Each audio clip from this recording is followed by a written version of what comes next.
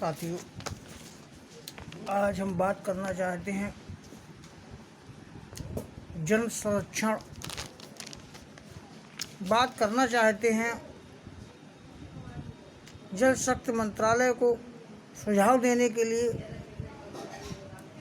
कि जलों का संसाधन, नदियों का विकास और गंगा का कायाकल्प। आज चिंता है सारे देश को। सरकारों को कि आने वाला जल संकट कैसा होगा। इस विषय में चर्चा करते हुए जल संसाधन मंत्रालय को भेजे अपने प्रस्ताव में मैं कहना चाहता हूं कि आज नदियों का दोहन, नदियों का शोषण जब हो चुका है तो नदियों ने नालों का रूप धारण कर लिया है। साथियों, चर्चा हम इस बात पे भी करना चाहते हैं कि विकास के नाम पर वनों का शोषण 1880 से 2020 तक 50% जंगल वृक्ष विहीन कर दिए गए। नदियों में जिन वृक्षों के कारण वर्षा का जल छनकर आता था, आज उन वृक्ष विहीन होने के कारण वो जल गाद, मिट्टी की जो गाद है, उनके साथ नदियों में जाता है, जिनकी हर वर्ष शासन और सरकार को सफाई कराने के लिए अरबों रुपया खर्च करना पड़ता है।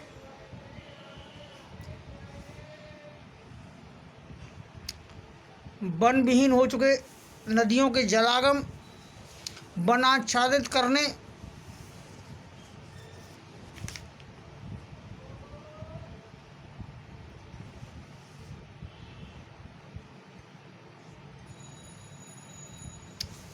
भी सरकारों की विफलताएं साबित हुई हैं।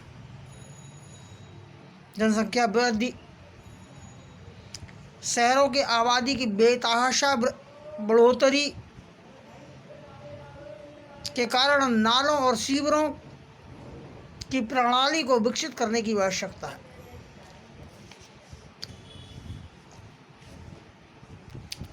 बात इस बात की है कि अब न तो जंगल बसाए जा सकते हैं, उनकी प्रतिपूर्ति कैसे हो जिनसे कि नदियों को स्वच्छ जल मिल सके। आज चर्चा इस बात पे करनी है, चर्चा इस बात पे भी होनी है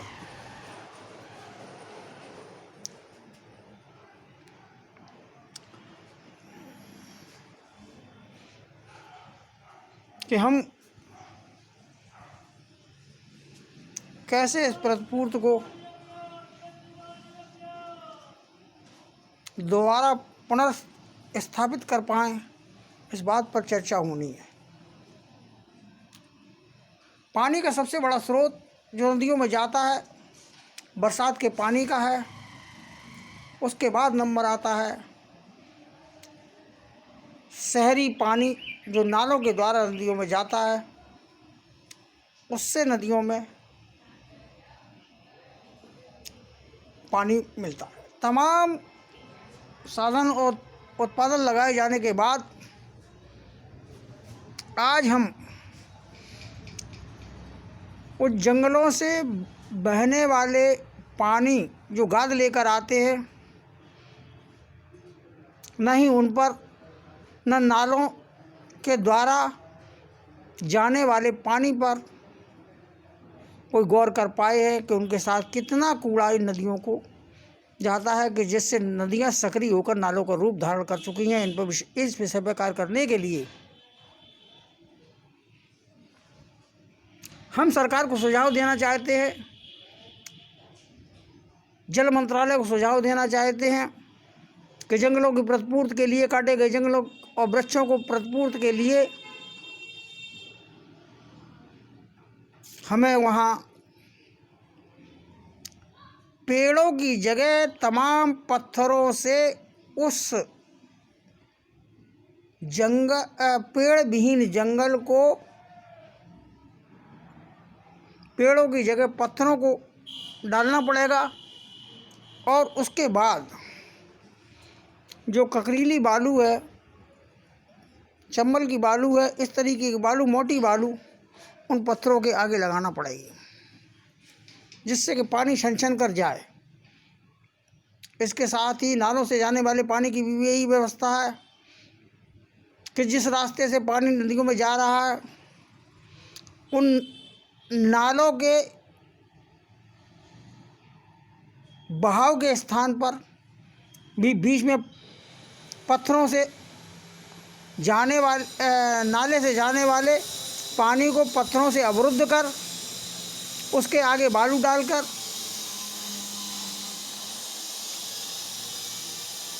छने हुए पानी, शुद्ध पानी नदियों को मिल पाएगा और नदियाँ अपनी आसपास क्षेत्रों में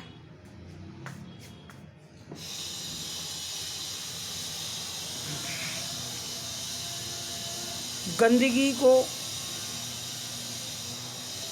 नहीं समाहित करेंगी, गंदगी उन तक नहीं पहुंच पाएगी।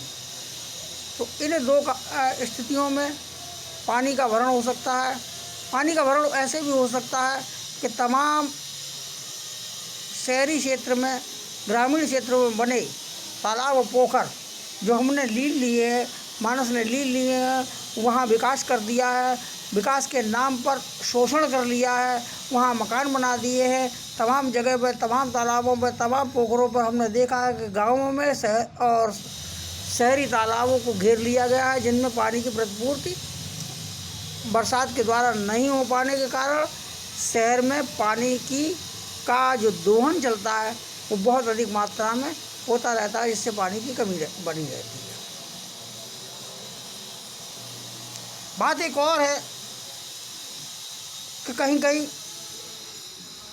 उन क्षेत्रों में धान जैसी फसलें उगाई जाती हैं जिनमें अधिक पानी की आवश्यकता होती है। किसानों के द्वारा उस पानी का अधिक से अधिक दोहन होने के कारण भी वहाँ पानी की किल्लत महसूस होती है।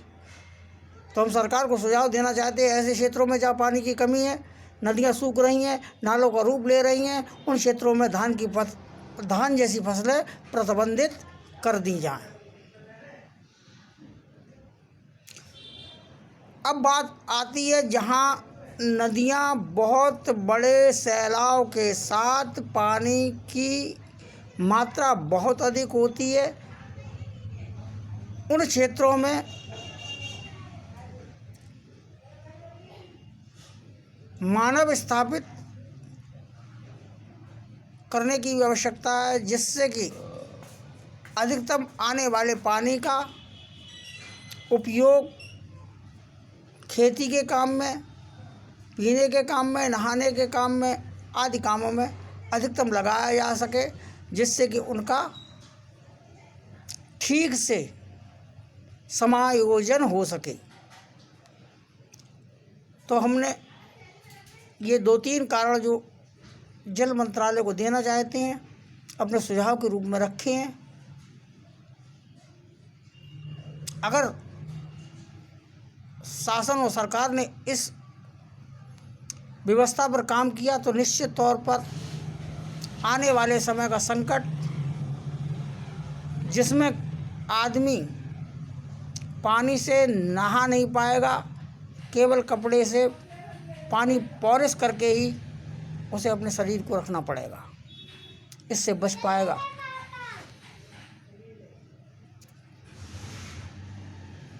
सूक्ष्म चूक 5 मिनट का समय है, सूक्ष्म वार्ता, सूक्ष्म संदेश देते हुए मैं अपनी वाणी को विराम देना चाहता हूँ।